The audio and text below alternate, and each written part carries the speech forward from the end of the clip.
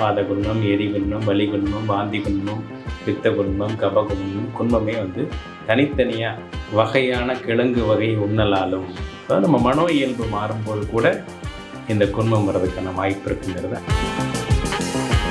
இந்த மூலிகைகள், சித்த மருந்துகள் ஸ்பெசிஃபிக்காக இந்த அல்சரை, வயிற்று புண்ணை ஆட்டக்கூடிய விஷயங்கள் ஏதாவது தான் எங்களுக்காக சொல்ல முடியுமா? நம்ம நார்மலாக பயன்படுத்துகிற சின்ன சீரகத்தில் வாலட்டைல் ஆயிலுங்கிற அந்த ஆயில் ஐட்டம் அதிகமாக இருக்கும். அதுக்காக நம்ம சீரகத்தை நம்ம முன்னோர்கள் வந்து பொன் வறுவலாக வறுத்து, கடுக்கா, நெல்லிக்காய், தாண்டிக்காவில் திரிப்பதை, மெல்வாதி லேகியம், மெல்வாதி சூரணம், டேப்லெட் இந்த மாதிரிலாம் இருக்குது. இன்னும் பெரிய கடத்துக்கு போனோம்னா தேட்ராக்கன் கம்படியே அப்படின்ட்டு நம்ம அப்பர் வந்து தேவாரத்தில் ஒரு பாட்டு பாடணும். தாங்க முடியாத வயிற்று வலியில் துடித்தேன் அப்படின்னு சொல்லி அப்போ வந்து தாம்பர புஷ்பத்தை அவர் சாப்பிட்டதாகவும், இதெல்லாம் எனக்கு தெரிஞ்சு நான் ட்ரீட் பண்ணுற பேஷண்ட்ஸு குன்ம நோயாளிகள் வந்து ரொம்ப நாள் மருந்து எடுக்கிறது இல்லை. ஒரு 50 நாள்லேயே அவங்க வந்து அற்றான் அளவறிந்து உண்க பெற்றான் அடி நோய் வீக்குமாறு அப்படிங்கிறது.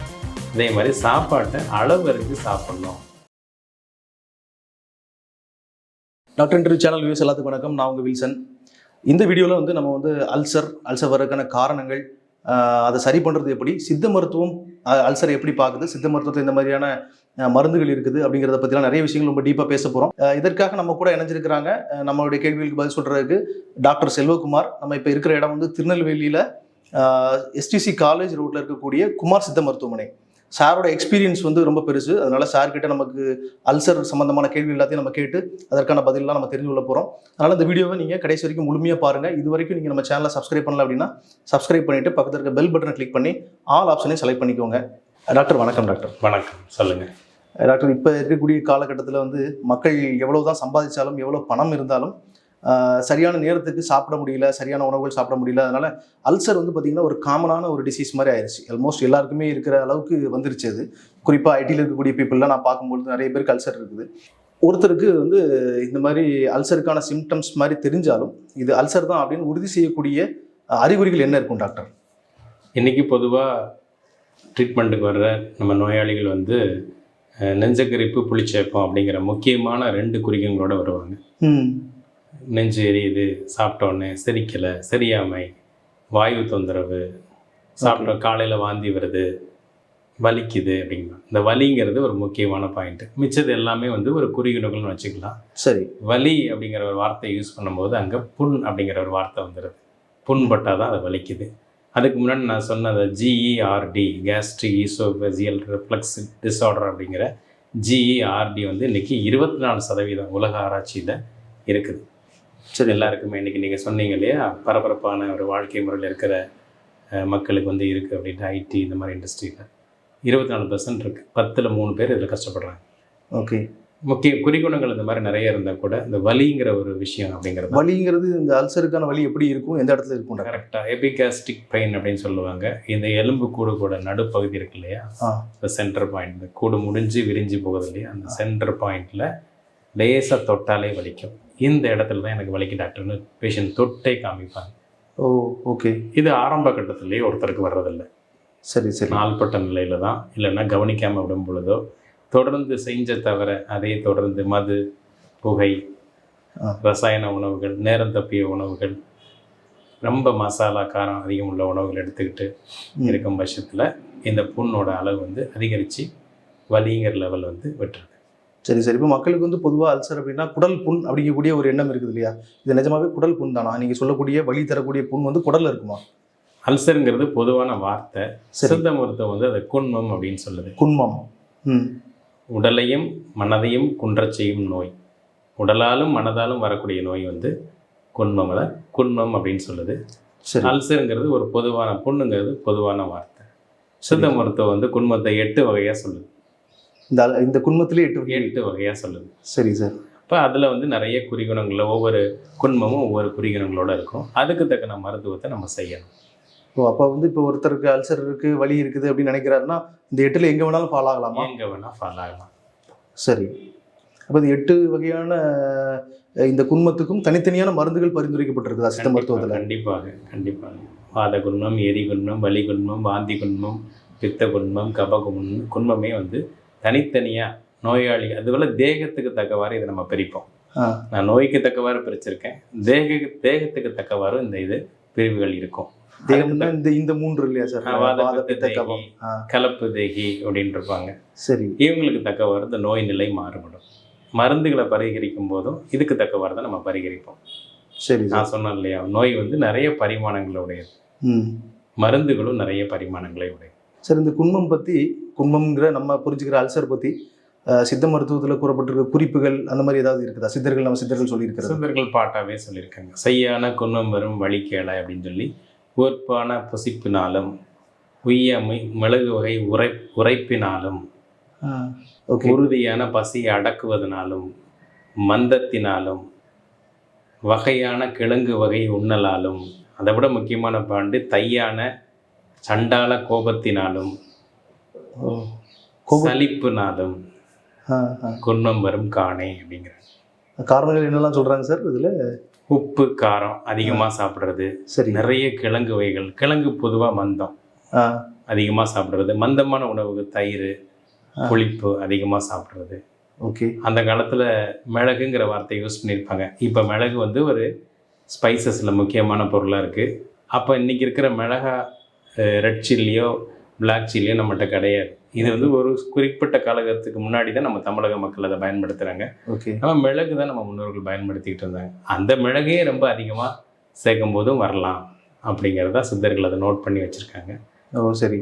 இன்றைக்கி நம்ம டிப்ரெஷன் சொல்கிறோம், அந்த டிப்ரெஷன் அப்படின்னு சொல்கிறோம். நரம்பு மண்டல கோளாறு, தூக்கமின்மை இதில் கூட வரும் அப்படிங்கிறோம். ஏன்னா அந்த வேகஸ் நர்வ் அப்படின்னு சொல்கிற பேராசனம், அந்த நரம்பு வந்து இரைப்பை வரைக்கும் சப்ளை பண்ணிகிட்ருக்கு. அந்த நரம்போட நம்ம சிந்திக்க அந்த நரம்போட தூண்டுதலும் அதிகமாக இருக்கும். இன்றைக்கி ஆராய்ச்சி சொல்லுது, இன்றைக்கி நீங்கள் ஒரு குன்ம நோயாளி வந்து ஒரு ஆங்கில மருத்துவம் எடுத்தார் அப்படின்னா அவருக்கு மேக்ஸிமம் வந்து மன ஆங்ஸிட்டியை குறைக்கிற மருந்துகளை கொடுப்பாங்க.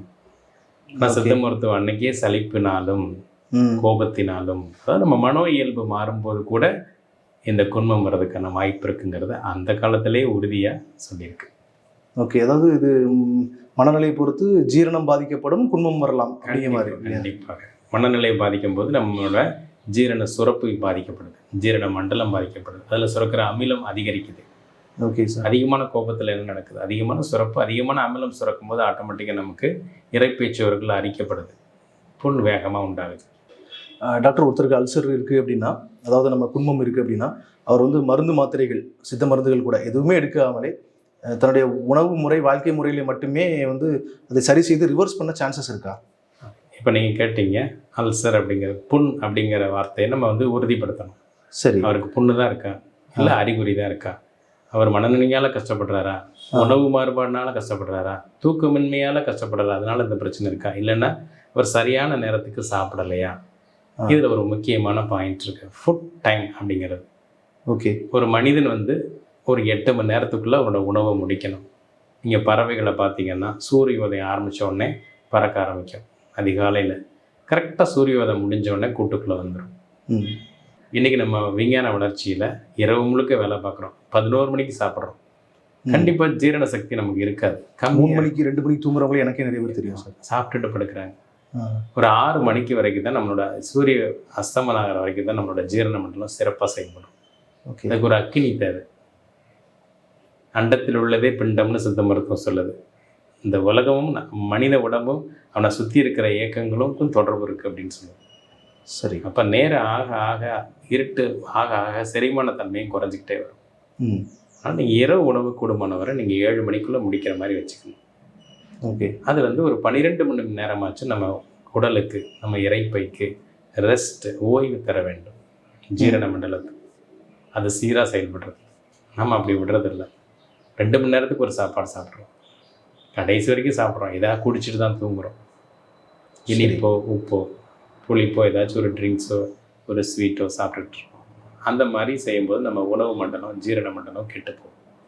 ஓகே. இப்போ இதெல்லாம் சரி பண்ண ட்ரை பண்ணி சரியான வாழ்க்கை முறைக்கு வந்து சரியான உணவுகள் எடுத்துக்கிட்டால் இந்த அல்சரை வந்து மருந்து மாத்திரைகள் எடுப்பதற்கு முன்பாகவே குணப்படுத்த வாய்ப்பு இருக்கா முழுமையாகவே? நிச்சயமாக வாய்ப்பு இருக்குது. அல்சரை பொறுத்தவரை அது வந்து ஒரு கொடிய உயிர்கொல்லி நோய், அந்த மாதிரி ரொம்ப மோசமான பாதிப்பை உண்டாக்குங்கிறதுக்கான வாய்ப்புகள் வந்து குறைவு, ரொம்ப கம்மி.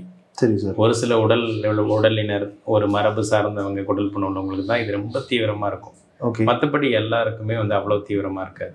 சரி. அவங்க மருத்துவரோட ஆலோசனையும், மருத்துவர் சொன்ன உணவு திட்டத்தையும், மருத்துவர் பரிந்துரைக்கிற மருந்துகளையும் அவர் எடுத்துக்கிட்டு, மருந்துகள் நோய் தீர்ந்த உடனே இந்த மருந்துகளுக்கு அப்புறமா உணவு திட்டத்தை, வாழ்க்கை முறையை கரெக்டாக ஃபாலோ பண்ணாருன்னா, நிச்சயமாக மருந்துகள் இல்லாமல் இந்த நோயில் இருக்க முடியும்.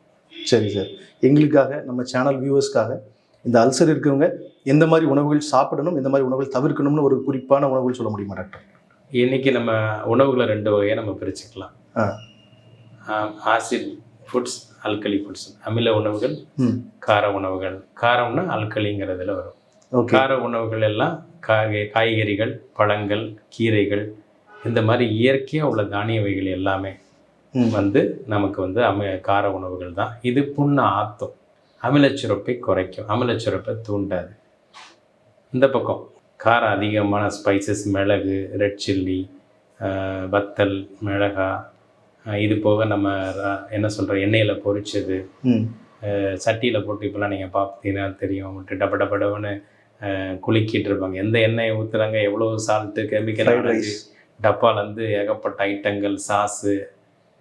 என்ன சொல்ல போனால் இன்றைக்கி நம்ம பிரதானமாக துரித உணவுகள்னு வச்சுருக்கிற உணவுகளில் 95% உணவுகளுமே அமில உணவுகள் தான். அதெல்லாம் அந்த அல்சர் இருக்கும்போது தவிர்க்கணும். நிச்சயமாக அது அல்சர் உள்ளவங்களுக்கு பாதிப்பை உண்டு பண்ண தான் செய்யும். அதை எடுத்துக்கிட்டே அவங்க வந்து நல்லா முயற்சி பண்ணாங்கன்னா அதுக்கான வாய்ப்பு குறைவு. சரி சார். அடுத்தது நம்ம மருத்துவத்துக்கு வந்தோம்னா, சித்த மருத்துவம் இல்லை மூலிகைகள், இதில் வந்து இந்த மூலிகைகள், சித்த மருந்துகள் ஸ்பெசிஃபிக்காக இந்த அல்சரை, வயிற்று புண்ணை ஆற்றக்கூடிய விஷயங்கள் ஏதாவது இருந்தால் எங்களுக்காக சொல்ல முடியுமா? நம்ம வீட்டில் முக்கியமான ஒரு 2 பொருள் இருக்குது. சீர் அகம், அகத்தை வயிற்றை சீர்படுத்துறது. இன்னொரு பக்கம் அது மைண்டையும் சீர்படுத்தும். அதுதான் நம்ம ஜீரகம்னு வச்சுருக்கோம். நம்ம நார்மலாக பயன்படுத்துகிற சின்ன ஜீரகத்தில் வாலட்டைல் ஆயிலுங்கிற அந்த ஆயில் ஐட்டம் அதிகமாக இருக்கும். சரி. அதுக்காக நம்ம சீரகத்தை நம்ம முன்னோர்கள் வந்து பொன் வறுவலாக வறுத்து பயன்படுத்துவாங்க. நாமளும் பொன் வறுவலாக வறுத்து தண்ணி கொதிக்க வச்சு குடிக்கலாம். மஞ்சள் கலராக மாறினோடனே அதை ஆஃப் பண்ணி ஒவ்வொரு வேளை சாப்பாட்டுக்கு அப்புறம் வறுத்துட்டு அதுக்கப்புறம் கொதிக்க வைக்கணும். ஓ சரி. ஒரு கிளாஸ் தண்ணி ஒரு ஆளுக்கு ஒரு நேரத்துக்கு. எந்த நேரம் சிறந்தது சார்? உணவுக்கு அப்புறம் ஒரு கிளாஸ் வெண்ணி. நீங்கள் கேரளாலாம் பார்த்தீங்கன்னா இதை பாரம்பரியமாகவே இன்னமும் அதை விடாமல் குடிச்சிட்ருக்காங்க. ஓகே. ஒன்று. சரி. 2வது, ஜாப்பனீஸ்லாம் சாப்பிட்டோன்னே வெந்நி குடிக்கிற பழக்கம் இருக்கும். நீங்கள் சாப்பிட்ட சாப்பாட்டில் அதிகமான கொழுப்புகள் இருக்கும் பட்சத்தில் அந்த வெந்நீர் வந்து அதை எம்எல்சிஃபை பண்ணி கொழுப்பு ஜீரணத்துக்கு நல்லா சப்போர்ட் பண்ணும். மேக்ஸிமம் ஜாப்பனீஸோ கொரியன்ஸ்லாம் பார்த்தீங்கன்னா வெந்நி குடிப்பாங்க. நம்ம பாரம்பரியத்துலேயும் இப்போ நீங்கள் இப்போவும் கேரளாவில் போனீங்கன்னா அந்த ஜீரக வெள்ளம் அப்படின்னு சொல்லுவாங்க. அந்த வெந்நி குடிக்கிற பழக்கம் இருக்கும். ஓகே. இது சரி பண்ணுறதுக்குன்னு இல்லை, நார்மலாகவே நம்ம வாழ்க்கை முறையில் சாப்பிட்ட பிறகு வெந்நீர் குடிக்கிறது நல்லது. நம்ம ஜீரண மண்டலத்துக்கு நல்லது. ஓகே. அதுக்கப்புறம் நம்ம வறுக்காமலே சாப்பிடக்கூடிய இன்னொரு நம்ம வீட்டில் இருக்கிற உணவு பெருஞ்சீரகம். பெருஞ்சீரகம் அதை வறுக்கணும்னு கூட அவசியம் இல்லை. வாலட்டைல் ரொம்ப கம்மி. சரி. அதை மென்று சாப்பிடலாம். நைட்டு படுக்கும்போது ஒரு ஸ்பூன் மென்று சாப்பிட்டு படுக்கலாம். அதனால தான் அது வந்து நம்ம ஹோட்டல்ஸில் கூட நம்ம சாப்பிட்டு வரும்போது அதெல்லாம் வைக்கிறாங்க. கண்டிப்பாக. நீங்கள் ஒரு கடுமையான ஒரு ரொம்ப கொழுப்பு உணவு, பிரியாணி மாதிரி உணவு சாப்பிட்டு வரீங்கன்னா அந்த வச்சுருப்பாங்க, பரோட்டா மாதிரி சாப்பிட்றீங்க, சிக்கன் சாப்பிட்றீங்கன்னா ஒரு ஸ்பூன் பெருஞ்சீரகத்தை எடுத்து நம்ம வாயில் போட்டு வருவோம். இப்போ கூட கொஞ்சம் சின்ன மாற்றமாக அதில் இனிப்பு உருண்டைகள்லாம் வைக்கிறாங்க. ஆமாம். ஆனால் பெருஞ்சீரகம் தான் சிறந்தது. சரி சார். ஓகே. இதெல்லாம் நம்ம வீட்டில் இருக்கக்கூடிய பொருட்கள் இல்லை சார். மற்ற மூலிகை இல்லை மருந்து அப்படி மாதிரி இருக்குதா? மூலிகைகள் மருந்து நிறைய இருக்குது. நம்ம வேர்ப்பார், நம்ம சித்த மருத்துவம் என்ன சொல்லுது, வேர்ப்பார் தலைப்பார் மிஞ்சின கால் மெல்ல மெல்ல பற்ப செந்துரம் பார் அப்படின்னு சொல்லுது. அப்படின்னா என்ன சார்?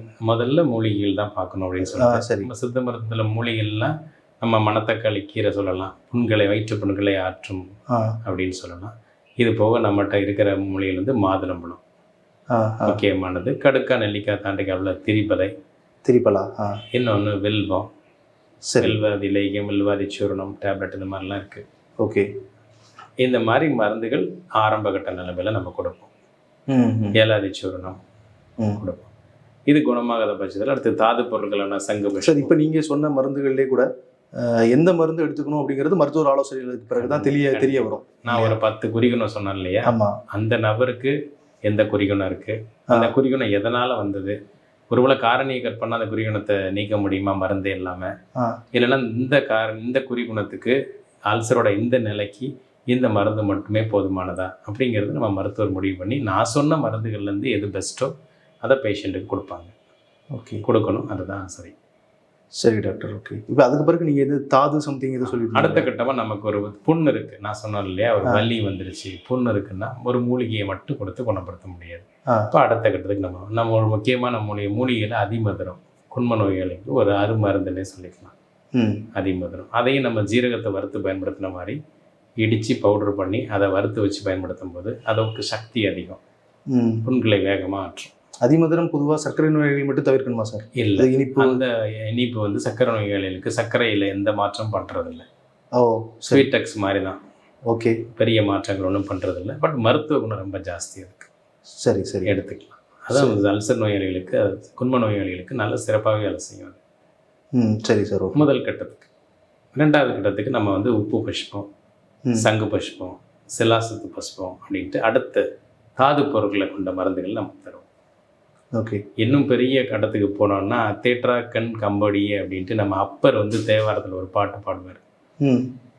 தாங்க முடியாத வயிற்று வலியில் துடித்தேன் அப்படின்னு சொல்லிட்டு. அப்போ வந்து தாமிர புஷ்பத்தை அவர் சாப்பிட்டதாகவும் அதில் அவர் குணமடைஞ்சதாகவும் வரலாற்று குறிப்பு இருக்குது. அது இப்போ கிடைக்குதா சார்? இப்போ அது பெரிய மருந்துங்கிறதுனால அதை அவ்வளோ சீக்கிரம் நம்ம யூஸ் பண்ணுறதில்ல. முன்னாடி சித்தர்கள் அதை சர்வசாதாரணமாக யூஸ் பண்ணிகிட்டு இருந்தாங்க. இப்போ வந்து நம்ம வந்து ஒரு அளவுக்கு தான் அதை யூஸ் பண்ணுறோம். எதனால் சார்? அது பக்க விளைவுகள் ஏதாவது ஏற்படும் அப்படிங்கிறதுனாலயா? அது இன்னைக்கு வந்து ஒரு மெட்டல்ஸ்லேருந்து தயாரிக்கிறது, தாமிரம் மெட்டல், காப்பர்லேருந்து வந்து மருந்து தயாரிக்கிறோம். சித்தர்கள் வந்து அதை கலைநயத்தோட அதை அரைச்சி பவுடர் பண்ணி மூலிகைகள் சாறுகள் மூலயமா அரைச்சி புடம் போட்டு அதை செய்கிறதே கஷ்டம். செய்கிறதே ஒரு 3 days ப்ராசஸ்ன்னு சொல்லலாம். சரி. களிம்பு நீக்கி, தாமிரத்தின் களிம்பு நீக்கி செஞ்சுருக்காங்க. இன்றைக்கும் எனக்கு இம்காம்ஸ் போன்ற கம்பெனிகளில் அது இருக்குது. இம்காம்ஸ் வந்து ஒரு 60 வருஷமாகவே செஞ்சிட்ருக்காங்க. மருந்து நம்ம தேவைக்கு பயன்படுது. எப்போ முடியலை, தாங்க முடியலை, சரி அப்படிங்கிற நிலைமையில் அதை கூட இன்றைக்கி பயன்படுத்துகிறாங்க மருந்து. ஆனால் அது ஒரு லெவல், எல்லாருக்கும் அதை பயன்படுத்தணும்னு அவசியம் இல்லை. இன்றைக்கும் பயன்பாட்டில் இருக்குது. சரி சார். கம்பெனிகள் தயாரிக்க தான் செய்கிறாங்க. நம்ம வரலாற்றுலேயும் இந்த தாமிர புஷ்பம் குண்மத்துக்கு பயன்படுத்தின வரலாறும் இருக்குது. ஓகே. ஸோ ஆரம்ப கட்டத்தில் அல்சரில் இருக்கிறவங்களிலிருந்து தீவிரமான அல்சர் இருக்கிறவங்க வரைக்கும் தனித்தனியாக சித்த மருந்துகள் இருக்குது. டாக்டர், இப்போ வந்து இந்த அல்சருக்கு வந்து ஆங்கில மருத்துவத்தில் இருக்கக்கூடிய மிகப்பெரிய பிரச்சனை பார்த்திங்கன்னா, எனக்கு தெரிஞ்ச நிறைய நோயாளிகள் வந்து தொடர்ந்து நிறைய நாட்கள் வந்து அந்த மருந்து சாப்பிட்டுட்டே இருக்க வேண்டியிருக்குது. எனக்கும் ஆக்சுவலாக அதே மாதிரியான பிரச்சனை நான் கொஞ்ச நாள் இருந்தேன். அப்போ பார்த்திங்கன்னா நம்ம தொடர்ந்து அந்த மருந்து மாத்திரைகள் எடுத்துக்கிட்டே இருந்தேன். ஒரு நாள் நிறுத்திட்டோன்னா அடுத்த நாள் திரும்பியும் பழைய மாதிரியே அந்த அறிகுறிகள்லாம் வந்துருச்சு. நான் நிறைய பேர்கிட்ட பேசுகிறப்போ அவங்களும் அதே மாதிரியான பிரச்சனைகள் ஃபேஸ் பண்ணியிருந்தாங்க. ஸோ ஆனால் இப்போ சித்த மருத்துவத்திலையும் அதே மாதிரி இந்த மருந்துகள் வந்து நீண்ட காலம் சாப்பிடணுமா, இல்லை வந்து ஒரு குறிப்பிட்ட காலம் சாப்பிட்டு இது முழுமையாக சரி பண்ண வாய்ப்பு இருக்குதா? பொதுவாக இயற்கைக்கு மட்டும்தான் புண்ணு ஆத்திர தன்மை உண்டு. சரி. நம்ம மருந்துகள் வந்து மேக்சிமம் இயற்கை சார்ந்தது தான், உணவு சார்ந்தது தான். ஓகே. இப்போ புண்களை ஆற்றக்கூடிய குணம் வந்து சித்த மருத்துவத்தில் அதிகமாக உண்டு. புண்ணு ஆறிடுச்சுன்னா உங்களுக்கு ஆட்டோமேட்டிக்காக குறிகுணம் குறைஞ்சிரும். ஓகே. கண்டிப்பாக சித்த மருத்துவத்தில் எனக்கு தெரிஞ்சு நான் ட்ரீட் பண்ணுற பேஷண்ட்ஸு, குண்ம நோயாளிகள் வந்து ரொம்ப நாள் மருந்தில் எடுக்கிறது இல்லை. ஒரு 50 நாள்லேயே அவங்க வந்து ரிலீவ் ஆயிடுவாங்க. அதுக்கப்புறம் நான் சொல்கிறேன் இல்லையா, அந்த ஜீரக தண்ணி, பெருஞ்சீரகம், எங்கெங்கே என்னென்ன சாப்பிடணும், எதை அவாய்ட் பண்ணணும், அந்த நேரம் ஃபுட் டைம்குள்ளே அவங்க சாப்பிட்ற முறை, இது போக மூச்சு பயிற்சி இதுக்கு சப்போர்ட் பண்ணும், பிராணாயாமம், இதையே உங்களை பண்ண சொல்கிறேன். ரெண்டாவது முக்கியமான பாயிண்ட் என்னென்னா நடைப்பயிற்சி. இது ரொம்ப முக்கியம். இந்த லைஃப் ஸ்டைல் டிசார்டில் இருக்கா சார் அப்படின்னா இருக்குன்னு சொல்லலாம். என்ன காரணம்னா நம்ம உணவு வந்து ரொம்ப நேரம் இரைப்பையில் தங்குது. ஓகே. அதுதான் நீங்கள் மேஜர் பிரச்சனை நான் சொல்லியிருந்தேன். நீங்கள் நடக்கும்போது அந்த பெரிஸ்டாலிசிஸ் அப்படிங்கிற அந்த உணவு ஓட்டம் வந்து சீராக இருக்கும். ஓகே. இப்போ நம்ம உட்காந்தே வேலை பார்க்குறோம். ஒரு கம்ப்யூட்டர் முன்னாடி ஒரு 10 மணி நேரம் 12 மணி நேரம் வேலை பார்க்குறாங்க, 6 மணி நேரத்துக்கு மேலே வேலை பார்க்குறவங்களுக்கு அந்த உணவு ஓட்டம் வந்து தடைபடுது. இப்போ உணவு தங்குது, செரிமானமும் தடைபடுது. ஓகே. அவங்க சரியாக தண்ணி குடிக்கிறது இல்லை, இஷ்டத்துக்கு கடின செரிமானமாக இருக்கக்கூடிய அந்த காஃபி, டீ, பிஸ்கட்டு, பன்னு, இதைத்தான் நம்ம இன்டர்வல் ஸ்நாக்ஸ் அவங்க எடுக்கிறாங்க. இது எழுதுக்கிறது இல்லை, செரிமானம் ஆகிறது இல்லை. செரிமானம் ஆகிறது இல்லைங்கிறத விட ரொம்ப கம்மியாகும். மிச்ச உணவு வந்து செரிமானமாகாத உணவு வந்து விஷமாக தான் ஆகும்னு சித்த மருத்துவம் சொல்லுது. விஷமாக்குனியாக தான் போகும் அப்படின்னு சொல்லுது. அப்போ இதுவும் ஒரு ரீசன். அப்போ அவங்க நடைப்பயிற்சியும் ரொம்ப முக்கியம். இது ஒரு வாழ்வியல் ஸ்ட்ரக்சரோட தான் குண்ம நோயாளிகளுக்கு நம்ம வந்து சொல்கிறோம். மருந்து மட்டுமே கொடுக்கறது இல்லை. இந்த மருந்து சாப்பிடு குண்ம சரியாக நம்ம சொல்கிறதே இல்லை. அந்த குண்ம நோய்க்கு பின்னாடி இருக்கிற அந்த நோய் நாடியை கண்டுபிடிச்சி அதோட முதல் நாடியும் கண்டுபிடிச்சி சரி பண்ணால் மட்டும்தான் இந்த குண்ம நோயாளி குறுகிய நாட்கள்லேயும் நம்ம மருந்துலேருந்து விடுபட்டு இயல்பாக இருக்க முடியும். சரி. ஆனாலும் இன்னைக்குள்ள உணவுகள் துரித உணவுகள் தான். ஆ. கவனமாக தான் கும்பநோயாளிகள் உணவை செலக்ட் பண்ணி சாப்பிடணும். சரி டாக்டர். இந்த அல்சர் இருக்கும் பொழுது இந்த வயிற்று வலி வருது இல்லையா? இந்த வலிக்கான நிவாரணம் ஏதாவது இருக்குதா? இமிடியேட்டா அந்த வலியிலேருந்து ஒரு சிலருக்கு அதிகமான வலி இருந்துச்சுன்னா, அந்த வலியிலேருந்து இமிடியேட்டா ரிலீஃப் ஆகுறதுக்கான வாய்ப்புகள் என்ன இருக்குது டாக்டர்? நம்ம ஓமத்தை சொல்லுவோம் ஆ. மெயினாக. அதிமதுரம் ஓமத்தை சொல்லுவோம். ஓகே. ஓம கஷாயம் குடிக்க சொல்லுவோம். சிலருக்கு ஜீரகம் ஓமம் ரெண்டையுமே வறுத்து கஷாயம் போட்டு குடிக்க சொல்லுவோம். சரி. வலி கொஞ்சம் தீவிர வலி வந்து வலி கண்ட்ரோலுக்கு வரும். ஓகே. அதுக்கப்புறம் நம்ம அதிமதுரம் வீட்டில் எப்போவுமே கும்பநோயாளியாக இருந்தால் அதை வச்சுக்க சொல்லுவோம். முழுமையான மருந்துகள் இது கிடையாது. சரி. ஒரு ஆரம்ப கட்ட ஒரு முதலுதவி சிகிச்சைக்கு உதவுற மருந்துகள் மாதிரி தான் இப்போ நான் சொல்லிக்கிட்டு வர்றது. ம். ம். முழுமையான மருந்துகள் வந்து அந்த மருத்துவர் தான் கண்டிப்பாக பரிகரிக்கணும். சரி டாக்டர். சரி, அப்போ அந்த அதிமதுரை வந்து பவுடர் பண்ணி வச்சுக்கும் பட்சத்தில் ம். ஒரு டீஸ்பூன் அளவு தண்ணியில் கலந்து அவங்க குடிக்கும்போது ம். கண்டிப்பாக அந்த வலியிலோட தீவிரத்தில் தான் உங்களுக்கு குறையும். சரி சரி. இப்போ எனக்கு இன்னொரு பேசிக்கான டவுட்டு. இப்போ ஓமம் பயன்படுத்தலாம் சொன்னீங்க இல்லையா? இந்த ஓமம் வந்து காய்ச்சி அந்த குடிநீர். ஆமாம், குடிநீராக பயன்படுத்து. ஓமத்தை வறுத்து ஒரு கிளாஸ் தண்ணியை கொதிக்க வச்சு. ம். ஓம தீநீர்னு கடையில் ஓம தீநீர் தனியாக ஒன்றும் கிடைக்கல சார் சொல்லுவாங்க கிராமத்தில். ஆ. ஓம தீநீர் வந்து கொஞ்சம் காட்டம் ஜாஸ்தி. ஓ சரி. அதை பயன்படுத்தலாமா? அதை வாங்கி கடையில் கூட பாட்டில் எல்லாம் இப்போ கிடைக்குது. அப்படி ஓம வாட்டர் டைல்யூட்டடாக பயன்படுத்தணும். நீங்கள் 5 ml வாங்கினீங்கன்னா ஆ. ஒரு 1/4 லிட்டர் தண்ணி 250 ml கலந்து குடிக்கணும். ஓ சரி சரி. டைல்யூட்டடாக பயன்படுத்துகிறோம். நான் பெரும்பாலும் என்னோட நோயாளிகளுக்கு அதை வந்து பரிந்துரை செய்கிறதில்ல. ஓ, அதை விட நம்ம தயார் பண்ணுற ஓம குடிநீரே வீட்டில் இருக்கிற ஓமத்தை வறுத்து பயன்படுத்தினாலே போதுமானது. டாக்டர், இந்த அல்சர்னால வரக்கூடிய வயிற்று வலிக்கும் நெஞ்சு வலிக்கும் சம்மந்தம் இருக்குதா? ஒரு சில பேஷண்ட்ஸ் வந்து அந்த மாதிரியான ஒரு சில கேள்விகள் எழுப்பியிருந்தாங்க, அதனால கேட்குறேன். நிச்சயமாக அது வந்து டாக்டர்களுக்கு ஒரு முக்கியமான சவாலாகவே இருக்கும். சில நேரம் மிஸ் பண்ணிடுவாங்க. எப்போ நம்ம வந்து கவனமாக இருக்கணும் அப்படின்னா, அந்த பேஷண்ட் ஒரு 45 வயசுக்கு மேலே இருக்கார், ஒரு உடல் பருமனோடு இருக்கார், ஒரு தொற்றா நோயோடு இருக்கார், ஒரு இரத்த அழுத்தமோ ஒரு சர்க்கரை நோயோ ஆல்ரெடி ஒரு கொலஸ்ட்ரால் டேப்லெட் எடுத்துகிட்டு இருக்காரோ, இல்லைன்னா அவர் வந்து ஒரு உடற்பயிற்சி இல்லாத ஒரு நபரோ, சரி, பலவீனமான ஒரு நபரோ இருக்கும் பட்சத்தில் அந்த வலிக்கும் இதய வலிக்கும் சம்மந்தம் இருக்கா அப்படிங்கிறத கண்டிப்பாக தெரிஞ்சுக்கணும். கண்டிப்பாக இது ஒரு சராசரி நபராக தெரிஞ்சுக்கிறது ரொம்ப கஷ்டம். ஓகே. ஏன்னா இந்த நீங்கள் இதயத்தில் பிரச்சனை இருக்கிறதுனால வலியும் வரக்கூடிய வலியும், இந்த அல்சர்னால நெஞ்சில் ஒரு வலி பாரமாக இருக்கக்கூடிய வலி என்னமும் அதுவும் குழப்பத்தை ஏற்படுத்துங்கிறீங்களா? குழப்பத்தை ஏற்படுத்த முக்கியமாக வந்து சர்க்கரை நோயாளிகளுக்கு ஒரு சின்ன மாற்றம் இருக்குது. நாள்பட்ட சர்க்கரை நோயாளிகளுக்கு வந்து இதய வலி வந்து கண்டுபிடிக்க முடியாத ஒரு இதாக இருக்கும். ஒன்று. ரெண்டாவது, இதய வலியோட பரிமாணங்கள் எல்லாருக்குமே தெரியும். ஒரு பாறாங்கல்ல வச்சு அமுக்குன மாதிரி இருக்கும், கரெக்டாக நடு சென்டரில் வலிக்கும், வலி பரவல் தன்மையோடு இருக்கும். ரேடியேட்டிங் பெயின் சொல்லுவோம். முதுகை நோக்கி, தாடையை நோக்கி, இடது கையை விரல்களை நோக்கி பரவும் தன்மையாக இருக்கும். இது பொதுவான இதய வலியோட தாக்கம். சரி டாக்டர். இதில் வந்து சர்க்கரை நோயாளிகளுக்கு மட்டும் கொஞ்சம் வேறுபட்டு காமிக்கும் இந்த வலி. நாள்பட்ட சர்க்கரை நோயாளிகளுக்கு இந்த வலி வந்து அவ்வளோ தெளிவாக இருக்காது. ஏன்னா அவங்களுக்கு நரம்பு முனை தேய்வு இருக்கும், நரம்பு முனைகள் பாதிக்கப்பட்டிருக்கும். ஒரு 15 வருஷத்துக்கு மேலே ஒரு சர்க்கரை நோயாளி இருக்காருன்னா அவரோட நரம்பு முனைகள் தேய்ந்து பாதிக்கப்பட்டிருக்கும். இப்போ வலி பரவல் வந்து அவருக்கு அவ்வளோவா இருக்காது, தெரியாது. ஓகே. அப்போ தெரியாமல் ஒரு செஸ்ட் பெயின், ஒரு வேர்வை மட்டும் இருந்திருக்கும், ஒரு காந்தல் மட்டும் இருந்திருக்கும் அப்படின்னு சொல்லுவாங்க. அதனால தான் இதில் ஒரு சின்ன குழப்பம் வருது. சராசரியாக ஒரு நோயாளிக்கு வந்து இது இப்படி இருக்குங்கிறத நம்ம யூகிக்க முடியாது. அவருக்கு ஒரு சஸ்பெக்ஷன் இருக்கா, அவருக்கே சுகர் வந்தது கூட தெரியாமல் இருக்கலாம்ல ஒரு 10 வருஷமா. இதில் இருந்து அவர் வேறு ஏதாச்சும் ஒரு டம்மி ட்ரீட்மெண்ட் எடுத்துகிட்டு இருக்கலாம், அவருக்கு சுய மருத்துவம் பண்ணிகிட்டு இருக்கலாம். அதனால் இது மருத்துவரோட கடமையும் கூட. அதனால் எடுத்தோன்னே நெஞ்சுக்கரிப்புன்னு அந்த காலத்தில் போய் டைஜின் வாங்கி போட்டு இதாக குடி அப்படின்னு நம்ம சொல்கிறது இல்லை. இப்போ வந்து ரொம்ப காஷியஸாகவே கவனமாகவே பேஷண்ட்டை வந்து ஒரு குறிகுண சொன்னாலே நம்ம கையாளுறோம். அவ்வளோ எளிதாக அவனை ஒரு மருந்தை கொடுக்குறதோ ஒரு ஏதாச்சும் செய்ய சொல்கிறதோ கிடையாது. அந்த காலம் கொஞ்சம் மாறிடுச்சு. இப்போ நீண்ட நாள் அல்சர் இருந்துட்டு இருக்கு அப்படின்னா ஒருத்தருக்கு வந்து அது தீவிரமான பாதிப்புகள், அதாவது நான் குறிப்பாக என்ன கேட்க வரேன்னா, கேன்சர் கூட உருவாக்குறதுக்கான வாய்ப்புகள் இருக்குதா? ரொம்ப நாள் அல்சர் இருக்குது அப்படின்னா வந்து எண்டோஸ்கோபி பார்க்கணும், கேன்சர் இருக்கிறதுக்கான சான்சஸ் இருக்குது அப்படிங்கிற மாதிரிலாம் சொல்கிறாங்க. அதில் அந்த மாதிரி வாய்ப்புகள் இருக்குதா? இருக்குது. ஏன்னா ஒரு நீண்ட நாள் ஒரு இரிட்டேஷன், தொடர்ந்து ஒரு ஒரு அரிப்பு, ஒரு இரிட்டேஷன் தான் புற்றுநோயின்னு சொல்கிறாங்க. ஒரு இடத்துல தொடர்ந்து ஒரு இரிட்டேஷன் நடந்துகிட்டே இருக்குது. இப்போ ஒருத்தர் தொடர்ந்து புகையில வச்சுக்கிட்டே இருக்காரு, புகையில ஒரு இரிட்டேட் பண்ணிகிட்டே இருக்குது, அது வந்து இது பண்ணுது. ஒரு ஜங்க் ஃபுட் தொடர்ந்து ஒருத்தர் எடுத்துகிட்டு இருக்காரு, தொடர்ந்து குடலை இரிட்டேட் பண்ணிகிட்டே இருக்காரு, வாய்ப்பு இருக்குது. இப்போ ஒரு குடல் புண் இருக்குது, தொடர்ந்து ஒரு இரிட்டேஷன் குடல் உள்ள நடந்துகிட்டே இருக்குது, ஒரு ட்ரீட்மெண்ட் ப்ராப்பராக எடுக்கலை, மருத்துவம் பண்ணலை, என்னைக்காச்சும் பண்ணிக்கிறாரு, பாதி நாள் பண்ணுறதில்ல, நாள்பட்டு இருக்குது, அப்படிங்கிற பட்சத்தில் புற்றுநோய் வர வாய்ப்பு இருக்குது. இன்றைய காலச்சூழலும் அப்படி தான் இருக்குது. எதையுமே மறக்க முடியாத ஒரு சூழ்நிலை தான் மருத்துவர்களுக்கு. இந்த ஒரு கேள்வி, எந்த கேள்வியும் இருக்கலாமா டாக்டர்னு ஒரு கேள்வி கேட்டால் இருக்கவே இருக்காதுன்னு ஒரு மருத்துவரால் நீங்கள் சொல்ல முடியாத ஒரு சூழ்நிலை தான் இன்றைக்குள்ள நோயும் இன்றைக்குள்ள நிலைமையும். டாக்டர், இறுதியாக இந்த வீடியோவில் குன்மம்னு சொல்லப்படக்கூடிய இந்த அல்சர் நோயாளிகளுக்கு இல்லை வந்து அல்சர் வராமல் தடுக்கிறதுக்கு மக்களுக்கு நீங்கள் சொல்ல வேண்டிய கருத்துக்கள் ஏதாவது இருக்குதா டாக்டர்? கண்டிப்பாக திருவள்ளுவர் வந்து மருந்து அப்படிங்கிற ஒரு அதிகாரத்தில் நம்ம உணவை எப்படி சாப்பிட்ணுன்னு அழகாக சொல்லியிருக்காரு. நல்ல ஜீரணமானதுக்கு அப்புறம் தான் அடுத்த உணவு எடுக்கணும் அப்படின்ட்டு இருக்காரு. மேக்ஸிமம் இன்றைக்கி ஃபுட்டி அப்படின்னு பெருமையாக நிறைய பேர் ஸ்டேட்டஸ்லாம் வச்சுக்கிறாங்க. பார்க்கும்போது கஷ்டமாக இருக்குது.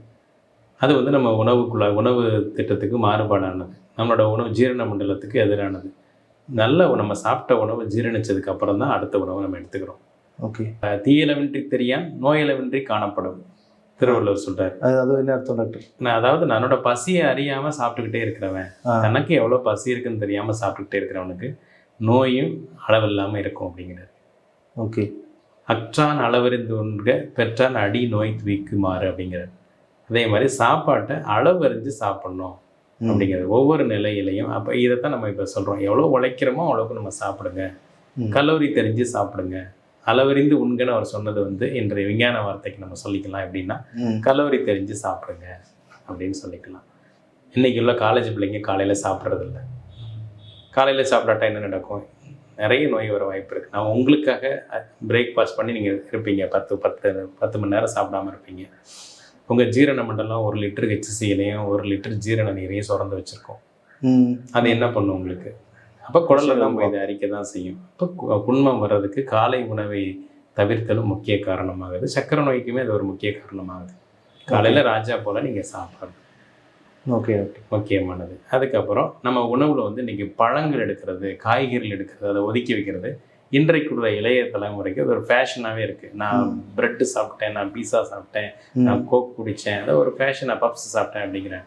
நிச்சயமாக அந்த உணவுகள் வந்து உங்கள் குடலை புண்படுத்தவும் பால்படுத்த தான் செய்யும். என்னோட குழந்தை வந்து காய்கறி சாப்பிட மாட்டா இந்த மாதிரியும் நிறைய பேர் சொல்கிறாங்க. கண்டிப்பாக.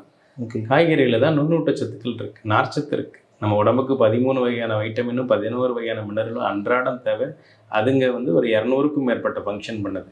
ஓகே. அது காய்கறி பழங்கள்லேருந்து மட்டும்தான் உங்களுக்கு அது கிடைக்க முடியும். நீங்கள் கடையில் கிடைக்கிற பேக்கரி ஸ்வீட்ஸில் வாங்குகிற உணவுகள், துரித உணவுகள் பெரும்பாலுமே உங்களுக்கு மாவுச்சத்தையும் டிரான்ஸ்ஃபேட் அப்படிங்கிற கொழுப்பு சத்தையும் தான் மட்டும்தான் உங்களுக்கு தருது. வளர்கிற பருவத்தில் அவங்களுக்கு அது பாதிப்பு இல்லாமல் இருந்தால் கூட ஒரு வளர்ச்சிக்கு அப்புறம் ஒரு 23-24 வயசுக்கு அப்புறம் அந்த உணவுகள் வந்து ஒரு மிகப்பெரும் நோய் நிலையை கொண்டு வந்துடுது. இன்றைக்கி நம்ம நிறைய பார்க்குறோம், சொல்லவே தேவையில்லை. ஆமாம். அப்போ உணவில் பெற்றோர்கள் கவனமாக இருக்கணும். ஆரம்ப கட்டத்தில் குழந்தைங்களுக்கு கொடுத்து விடும் போதே ஸ்நாக்ஸுங்கிற பேரில் சிப்ஸும் அந்த இனிப்பு செயற்கை இனிப்புகளை தான் நம்ம கொடுத்துட்ருக்கோம். அதை முதல்ல அவாய்ட் பண்ணணும். குழந்தைங்களுக்கு பழங்கள் வச்சு கொடுக்குறத ஒரு பழக்கமாக வச்சுக்கணும். நட்ஸ் வச்சு கொடுக்குறத பழக்கமாக வச்சுக்கணும். கண்டிப்பாக குழந்தைங்க கேட்குதுன்ட்டு துரித உணவுகளை அடிக்கடி வாங்கி தரக்கூடாது. சாலையோரத்தில் இருக்கிற துரித உணவுகளை கண்டிப்பாக வாங்கி தரக்கூடாது. அதை கூடுமானவரை பெற்றோர்கள் வந்து அவாய்ட் பண்ணணும். இளைய தலைமுறையும் சரியான நேரத்தில் சாப்பிட்ணும், சரியான உணவை தேர்ந்தெடுக்கணும். நீங்கள் ஒரு கடையில் போய் ஒரு சோப்பு வாங்கினா கூட அப்படி ஒரு ஆராய்ச்சி பண்ணி 100 ரூபா பொருளை வாங்குறீங்க, ஆனால் உங்கள் உடம்பு விலை மதிப்பு இல்லாது. நீங்கள் தேர்ந்தெடுத்து சாப்பிட்ற உணவு விலை மதிப்பு இல்லாதான் இருக்கணும் இல்லையா? அதுதான், அப்போ தானே உங்கள் உடம்பை நீங்கள் பாதுகாக்க முடியும். உடம்பால் அழிவர் உயிரால் அழிவர், திறம்பட மெஞ்ஞானம் சேரவும் மாட்டார்னு திருமூலர் சொல்கிறார். திருமூலர் நிறைய இடங்களில் உடலுக்கு வந்து பெரிய முக்கியத்துவம் கொடுத்து எழுதியிருக்கிறார். உங்கள் உடம்பு தான் உங்கள் கோயில், உங்கள் கடவுள் எல்லாமே உங்கள் உடம்பு தான். அந்த உடம்புக்கு ஊட்டமும் வளர்ச்சியும் கொடுக்கறது உங்கள் உணவு தான். ஆரோக்கியம், பாதுகாப்பு எல்லாமே உங்கள் உணவு தான். ஸோ அதில் நீங்கள் ரொம்ப காஷியஸாக இருக்கணும். பழம், கீரை, காய்கறிகளை நல்லா சாப்பிடுங்க. இன்னொரு முக்கியமான கோபமும் சலிப்பும் சொன்னேன். இன்றைக்கி இளைய தலைமுறைக்கு டிப்ரெஷன் நிறைய இருக்குது. நல்லா விளையாடுங்க. பொழுதுபோக்கு அம்சங்களை இயற்கையாக வச்சுக்கோங்க. பப் கேம் அப்படின்னு சொல்லிட்டு அந்த மாதிரி இந்த கம்ப்யூட்டர் கேம்ஸை மேக்ஸிமம் வந்து அவாய்ட் பண்ணுங்கள். இது நம்ம இளைய தலைமுறைக்கு நம்ம சொல்கிறது. உணவில் கான்சன்ட்ரேஷன் இருக்கிற மாதிரி உடலில் நீங்கள் கான்சன்ட்ரேஷன் பண்ணும்போது தான் உங்கள் மனசும் சீராக இருக்கும். இப்போ சலிப்பும் கோபமும் உங்களுக்கு கம்மியாக இருக்கும். அதே போக உங்களோட ஹார்மோனல் இம்பேலன்ஸ் இதை நீங்கள் சரி பண்ணுறதுக்கு நம்ம யோகா இருக்குது, அதை நீங்கள் பண்ணலாம். மூச்சு பயிற்சி இருக்குது, அதையும் நீங்கள் பண்ணலாம். உங்களுக்கு அந்த காலம் மாதிரி மருத்துவர் இல்லாத சூழ்நிலையே நீ கிடையாது. தெருவில் 2 மருத்துவர்கள் இருக்காங்க. உங்கள் அதில் ஒரு நல்ல மருத்துவரை நீங்கள் தேர்ந்தெடுத்து மருத்துவ ஆலோசனை பெறுங்க. எந்த மருத்துவராக இருந்தாலும் பரவாயில்ல, சரி டாக்டர். எந்த துறையாக இருந்தாலும் பரவாயில்ல, அவர் ஒரு அதிகபட்ச மருத்துவராக இருந்தால் போதும். ஆலோசனை பெறுங்க, பின்பற்றுங்க. இது உங்களோட அடுத்த கட்டத்துக்கு நல்லதாக இருக்கும். சரி doctor, thank you so much. Okay. இந்த குங்குமம் பற்றி, அல்சர் பற்றி நாங்கள் கேட்ட கேள்விகளுக்கு நிறைய பதில் சொன்னீங்க. இது மருந்துகள் பற்றி மட்டும் இல்லாமல் எங்களுக்கு நிறைய அறிவுரைகளுமே நிறைய கொடுத்துருக்கீங்க. ரொம்ப பிரயோஜனமாக இருக்கும்னு நினைக்கிறேன் டாக்டர். ரொம்ப நன்றி. நம்ம இன்னொரு வீடியோவில் சந்திக்கலாம். Thank you so much. தேங்க்யூ. இந்த வீடியோவை கடைசி வரைக்கும் முழுமையாக பார்த்த நம்ம சேனல் வியூஸ் எல்லாத்துக்கும் நன்றி. நான் இப்போ சொன்ன மாதிரி சார் வந்து நம்ம வீட்டில் ஒருத்தர் மாதிரி நமக்கு தேவையான நிறைய அறிவுரைகள், அது குடும்பத்தை ஹேண்டில் பண்ணக்கூடிய நிறைய மருந்துகள், சித்த மருத்துவத்தில் இருக்கக்கூடிய மருந்துகள் பற்றி, மூலிகைகள் பற்றி, வீட்டிலேயே இருக்கக்கூடிய நம்ம அன்றாடம் பயன்படுத்தக்கூடிய சில மூலிகைகள் பற்றியும் பேசியிருக்கிறாங்க. இந்த வீடியோ கண்டிப்பாக உங்களுக்கு எல்லாத்துக்கும் ரொம்ப பிரயோஜனமாக இருக்கும்னு நினைக்கிறேன். வீடியோ பிடிச்சிருந்துச்சு அப்படின்னா வீடியோ லைக் பண்ணுங்கள். உங்கள் கருத்துக்கள் எதுவாக இருந்தாலும் நீங்கள் வந்து கண்டிப்பாக கமெண்ட்டில் எழுதுங்க. அப்போ தான் நான் வந்து உங்களுக்கு இந்த வீடியோ பிடிச்சிருக்குதா, இந்த வீடியோ நம்ம சரியான திசையில் போகிறோமா அப்படின்னு நாங்கள் வந்து புரிஞ்சுக்கிட முடியும். அதனால் உங்கள் கருத்துக்கள் எல்லாத்தையும் கமெண்ட்டில் எழுதுங்க. இந்த வீடியோ யார் யாருக்கெல்லாம் தேவை அப்படின்னு உங்களுக்கே தெரியும். இந்த மாதிரி பிரச்சனைகளில் இருக்கக்கூடிய எல்லா மக்களுக்கும், அது மட்டும் இல்லாமல் எல்லா இளம் தலைமுறையினருக்கும், இப்போ இருக்கக்கூடிய காலேஜ் ஸ்டூடெண்ட்ஸ்லேருந்து யங் பீப்புள் எல்லாமே வந்து இதோட சீரியஸ்னஸ் தெரியாமல், நம்ம ஃபுட் ஹேபிட்டில் நம்ம பண்ணக்கூடிய தவறுகள் எந்த மாதிரியான பிரச்சனைகளை உருவாக்கும் அப்படின்னு சீரியஸ்னஸ் தெரியாமல் இருக்கிறாங்க. அவங்க எல்லாத்துக்கும் வீடியோ ஷேர் பண்ணுங்கள். நான் இன்னும் நல்ல வீடியோவில் உங்களை சந்திக்கிறேன். அது வரைக்கும் உங்களிடம் விடைபெறுவது உங்கள் வில்சன். நன்றி, வணக்கம்.